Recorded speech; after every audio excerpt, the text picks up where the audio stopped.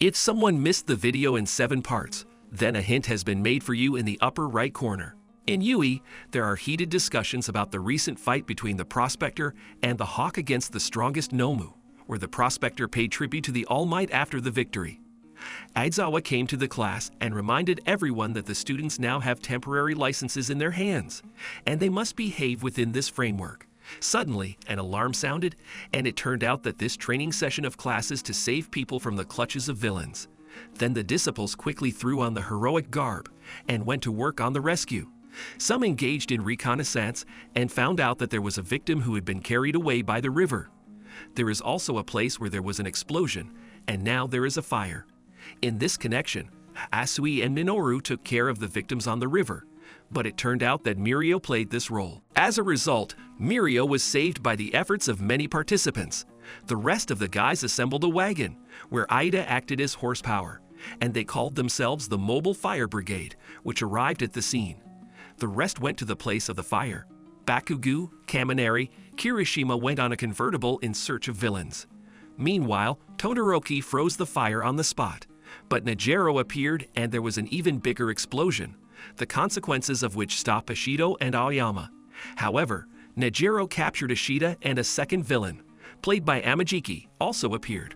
Also, Mirio again deliberately fell into the river and distracted 5 students. Then, with the help of Uraraka, who canceled Ashide's gravity, and then Yaoyorozu with the newly created cannon, Nejiro was caught in the net.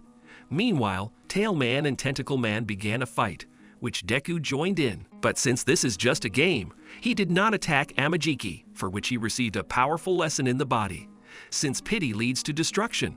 But a detachment of the search for villains arrived, and as a result, the bandits were defeated. However, Bakugo was unhappy that everything was so easy, and since the big 3 were being served, Bakugo decided to punish them with a powerful explosion. Meanwhile, at the hospital, Endeavor reminisces about the moment after Nomu's defeat. There, the Hawk and the Prospector were overtaken by Dabi, who said that he had come to pick up Nomu and talk with the Prospector. However, the conversation went wrong, and Dabi decided to destroy the strongest heroes. But suddenly, a female Minotaur appeared and stood between them. In this connection, Dabi will definitely return to talk later. Then Dabi fled. Then the heroes thought that Dabi's appearance had something to do with Kamino. However, Prospector doubts this, saying that it was only the beginning. After the fight with Nomu, Hawk and Dabi met again. It turned out that this whole attack situation was a test of Nomu's strength, and Dabi was unhappy that the Hawk was brought to the test instead of the random hero Prospector. However, the Hawk does not see this as his fault, since the strongest hero received serious wounds after the battle with Nomu, and accordingly he did not violate their agreement. Then Dabi was again not happy that no one died. Hawk explained this by saying that since he is the number 2 hero, he needs to be trusted and he must live up to his status. However, Dabi still refused to let the Hawk to the head of the League of Villains, and they will keep their distance for now. It turned out that the Hawk was specially sent by the Heroic State Commission so that he entered into the confidence of the villains, so that through him they would receive more information about the League and especially about Noma, and this is how they plan to defeat the villains. The Hawk itself will have to turn a blind eye to the excesses that the villains will do in order not to give themselves away. A couple of days later, the Hawk came to the discharge of Prospector, to whom the doctor saved his left eye. On the way, the Prospector asked the Hawk what he thought about the fact that when they appeared in Kos, and they were immediately attacked by Nomu, and this is very strange. Hawk argued that the 2 best heroes are attracting a lot of attention, and now any information about Nomu can be a trap for the heroes. When the Prospector reached the house, he was met by his family. However, Natsuo had not yet forgiven his father for his sick childhood and therefore went outside. In the news story, they began to show people's opinions about the fight between Prospector and Nomu. There were many different opinions, but it turned out that the Prospector was able to motivate many people with his example. Afterwards, Shoudo said that he couldn't forgive him either, but he still wanted to see how his father would change. Meanwhile, Deku was tired from his endless daily training, so he went to bed. He had a dream where all the previous one-for-all avatars were, and Deku realized that he had already seen them at the AII Sports Festival. And in fact, Deku became the 9th owner of the power. He was shown a fragment of memories where All for One is talking with his younger quirkless brother, who was the very first owner of the one-for-all power, and their Deku also recognized the voice of All for One. After that, the older brother showed the younger how, with the help of his power, he can change people's lives and make them his assistants, and thus he plans to change the whole world. But the younger was against this because the elder's methods went beyond what was permitted. However, despite this, the elder brother loved the younger, and therefore, even against his consent, he transferred to him the quirk of accumulating power. After that, One for All began to talk with Deku. He said that he wanted to show more, but for now he can't do it because Deku barely got to 20% of the strength of One for All. He also said that Deku has now passed the point of singularity, and he should now understand that he is not alone. When Deku woke up, he saw the One for All coating on his working arm, and he began to think that his power was getting out of control. After that, Deku could not sleep, and therefore he ran all night. In the morning, Deku told his dream to All Might. Then All Might said that his teacher Nana Shimura said that One for All is not just a fad, but also a memory card, where in addition to the accumulated power, the data of previous avatars is stored.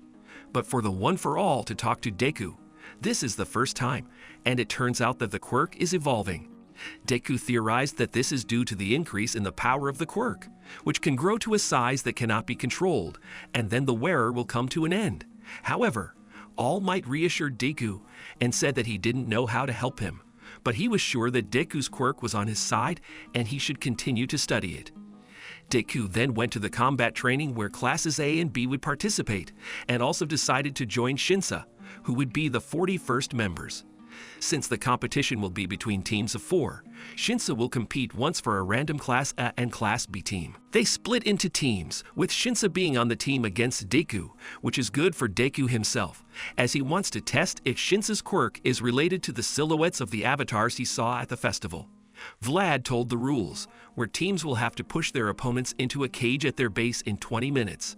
Whoever sharpens all opponents first or scores more points, that team will win. Midnight and the Almighty came to watch.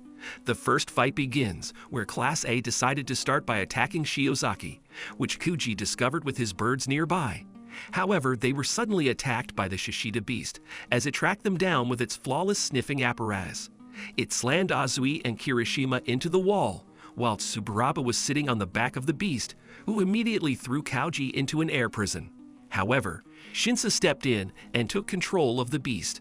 Prior to the fight, Shinsa explained to his team how his quirk works. It turned out that he just needs to choose a target, and when this person answers him, a quirk will work.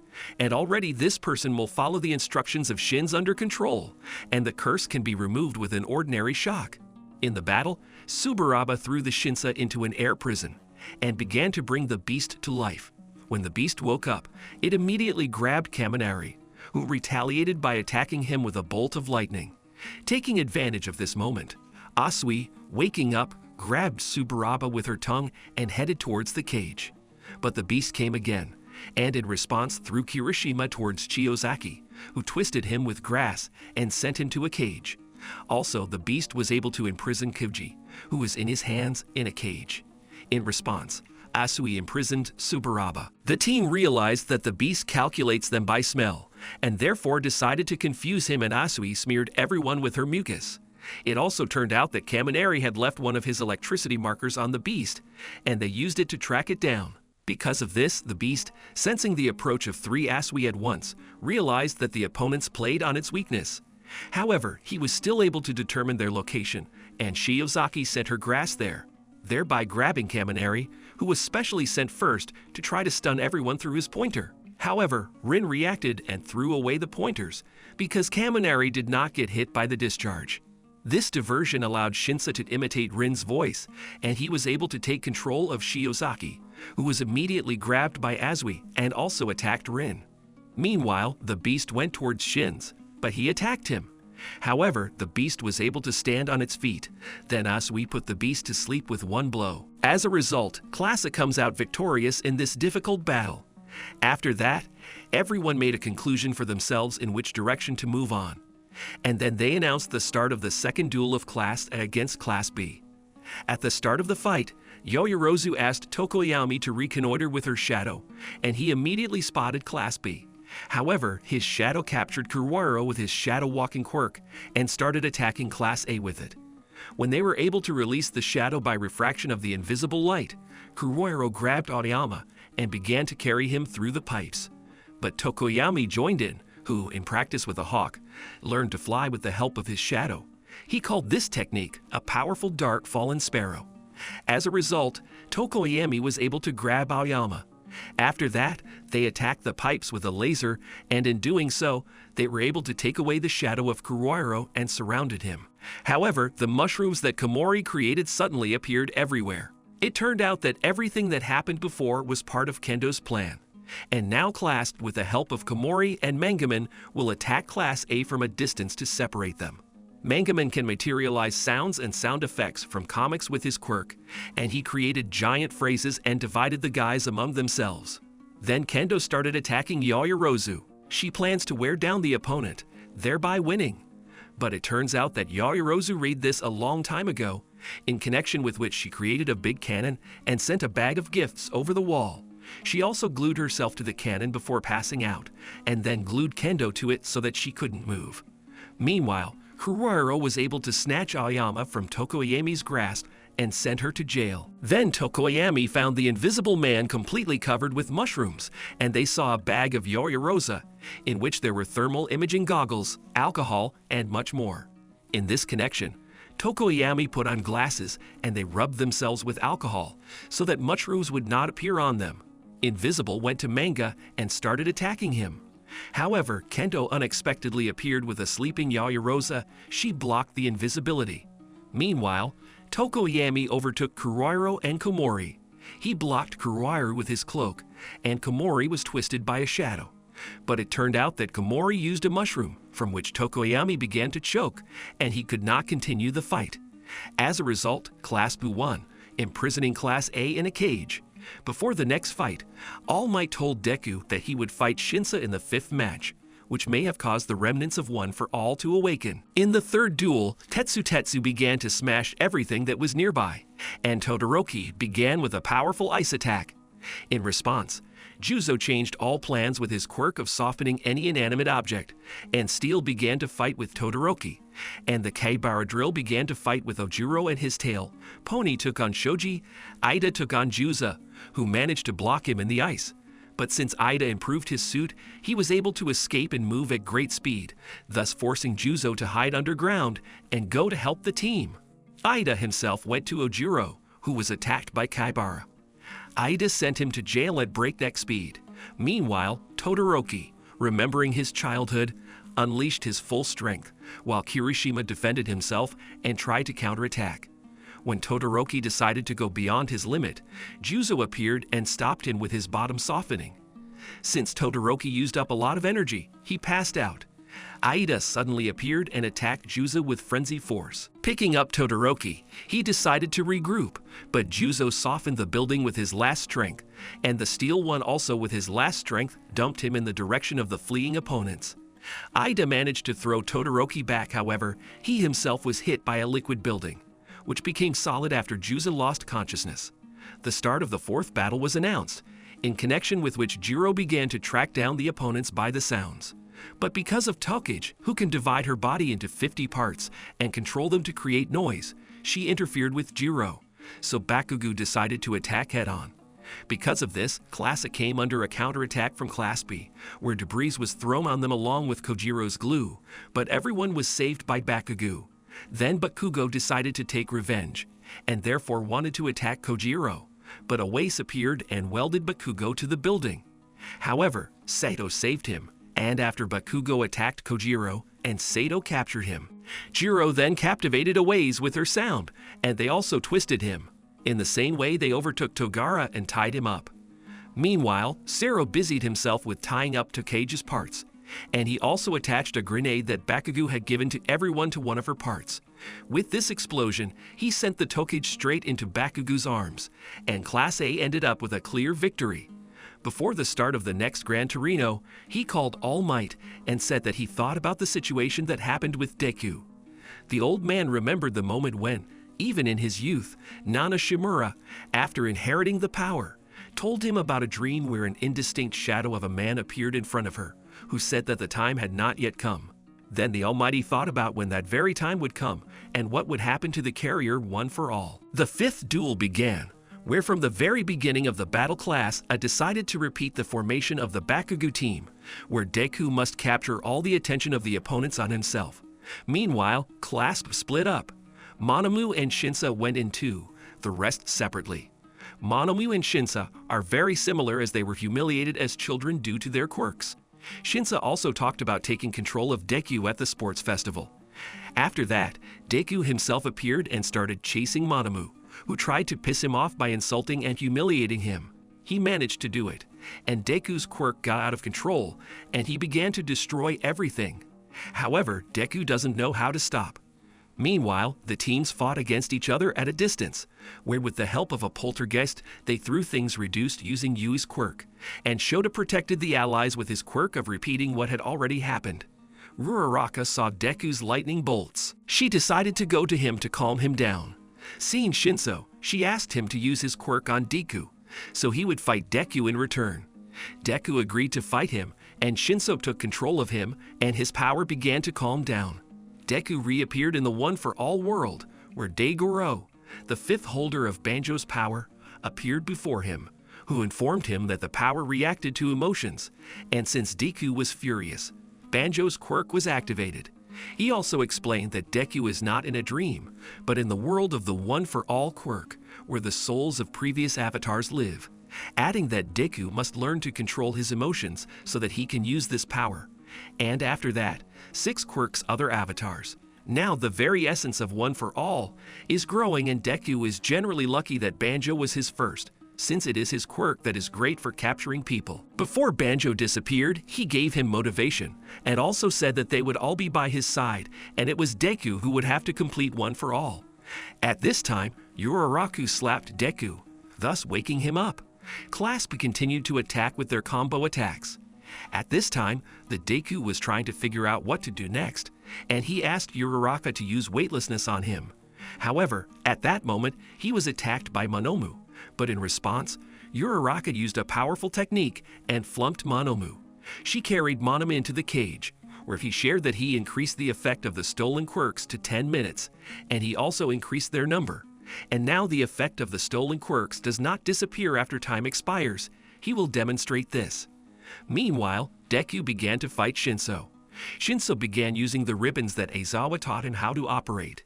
He grabbed some pipes and threw them at Deku, but he suddenly remembered the words of Banjo, who reminds him of AII Might. After that, Deku, having calmed his heart, was able to stop the pipes with new power. However, immediately after applying the new technique, he crouched down due to pain, since with his 20% level, it was too early to use this new power. Shinso took advantage of this brief pause and decided to regroup. Deku, having gone to 8% strength, caught up with him, but Monomu entered the battle, who, being in a cage, activated Shota's stolen quirk, and he created another repeated attack on Deku's face. However, this did not stop him, and as a result, he twisted Shinso. He also helped the team, thus they won this fight. According to the results of all battles, Class A1, the teachers began to do some work on the mistakes, where Deku explained to Aizawa that he was filled with a power that he could not control, and Shinso plans to transfer to the Hero Academy to the faculty that will be chosen for him later. Deku, Bakugo, and AII Might sat down for lunch, where Deku explained everything in detail about his new power. Bakugo speculated that maybe All for One had something to do with it, as the One for All quirk came from him. AII Might agrees with this, and therefore they need to learn more about quirks in order to avoid further unforeseen consequences.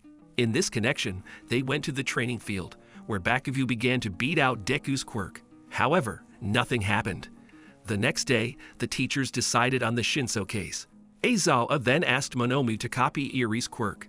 He successfully did this, but it turned out that Irie's quirk, as well as Deku's quirk, accumulates power, and Monomu can only copy the very nature of the quirk, but cannot copy its power, and therefore nothing happened because of this.